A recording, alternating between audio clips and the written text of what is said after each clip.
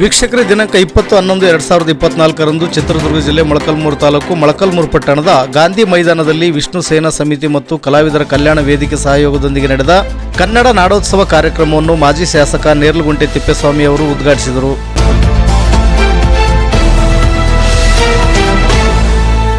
ಕಾರ್ಯಕ್ರಮವನ್ನು ಉದ್ಘಾಟಿಸಿ ಮಾತನಾಡಿದ ಅವರು, ಸಮಾಜದಲ್ಲಿ ಅಸಮಾನತೆ ತೊಲಗಿಸಲು ಶಿಕ್ಷಣವೇ ಪ್ರಮುಖ ಅಸ್ತ್ರವಾಗಿದ್ದು, ನಿಮ್ಮ ಮಕ್ಕಳಿಗೆ ಉತ್ತಮವಾದ ಶಿಕ್ಷಣ ನೀಡುವುದರ ಮೂಲಕ ಸಂಸ್ಕಾರವಂತರನ್ನಾಗಿ ಮಾಡಿ ಎಂದರು.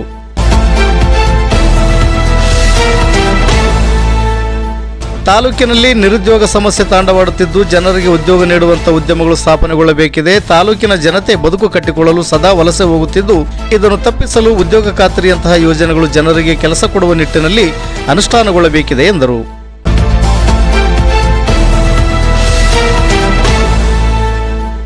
ಸಿದ್ದಯ್ಯನಕೋಟೆ ವಿಜಯ ಮಾಂತೇಶ್ವರ ಸಂಸ್ಥಾನ ಮಠದ ಪೀಠಾಧಿಪತಿಗಳಾದ ಶ್ರೀ ಬಸವಲಿಂಗ ಮಹಾಸ್ವಾಮಿಗಳು ಕಾರ್ಯಕ್ರಮದ ದಿವ್ಯ ಸಾನ್ನಿಧ್ಯ ವಹಿಸಿ ಮಾತನಾಡಿ, ಕನ್ನಡ ನಾಡು ನುಡಿ ಜಲ ನೆಲ ಭಾಷೆ ಉಳಿಸುವ ಹೋರಾಟದ ಜೊತೆಗೆ ವ್ಯಸನ ಮುಕ್ತ ಸಮಾಜ ಕಟ್ಟಲು ಯುವಕರಿಗೆ ಪ್ರೇರಣೆಯಾಗಬೇಕಾಗಿದೆ. ಇಂತಹ ಕಾರ್ಯಕ್ರಮಗಳನ್ನು ಸಂಘಟಿಸುವುದರ ಮೂಲಕ ಉತ್ತಮ ಸಮಾಜವನ್ನು ಕಟ್ಟುವುದರ ಜೊತೆಗೆ ತಮ್ಮ ಬದುಕನ್ನು ಹಸನಾಗಿಸಿಕೊಳ್ಳಿ ಎಂದು ಕರೆ ನೀಡಿದರು.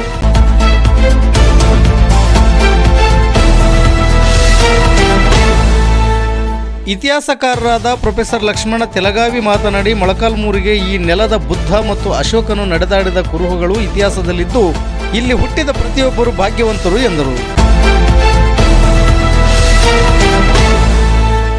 ಕನ್ನಡ ವಿಶ್ವವಿದ್ಯಾಲಯ ಪ್ರೊಫೆಸರ್ ವಿರೂಪಾಕ್ಷಪ್ಪ ಪೂಜಾರಿರವರು ಮಾತನಾಡಿ, ಜನರು ಸಂಸ್ಕೃತಿ ಮತ್ತು ನಾಗರಿಕತೆಯನ್ನು ಎತ್ತಿ ಹಿಡಿಯುತ್ತಿದ್ದಾರೆಂದರೆ ಅಥವಾ ಎತ್ತಿ ಇಡುವುದಾದರೆ ಅದು ಶಿಕ್ಷಣದಿಂದ ಮಾತ್ರ ಸಾಧ್ಯ.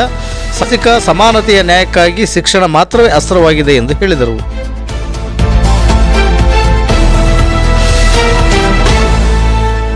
ಕಾರ್ಯಕ್ರಮದಲ್ಲಿ ಚಲನಚಿತ್ರ ನಿರ್ದೇಶಕ ಜಿ ಶ್ರೀನಿವಾಸ ಮೂರ್ತಿ, ಕಲಾವಿದರ ಕಲ್ಯಾಣ ವೇದಿಕೆ ಅಧ್ಯಕ್ಷ ಜಿಪಿ ಸುರೇಶ್, ಖ್ಯಾತ ರಂಗಭೂಮಿ ಗಾಯಕರಾದ ಡಿಒ ಮೊರಾರ್ಜಿ ಇತರರು ಮಾತನಾಡಿದರು.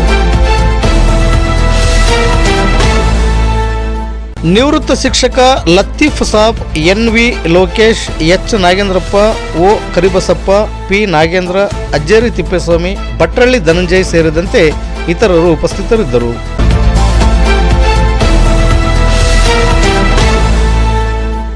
ವರದಿಗಾರರು ಸೋಮಶೇಖರ್ ಭಟ್ರಳ್ಳಿ. ಇದು ಗರುಡ ನ್ಯೂಸ್. ನಾನು ಮಲ್ಲೇಶ್ ಕಮತೂರು.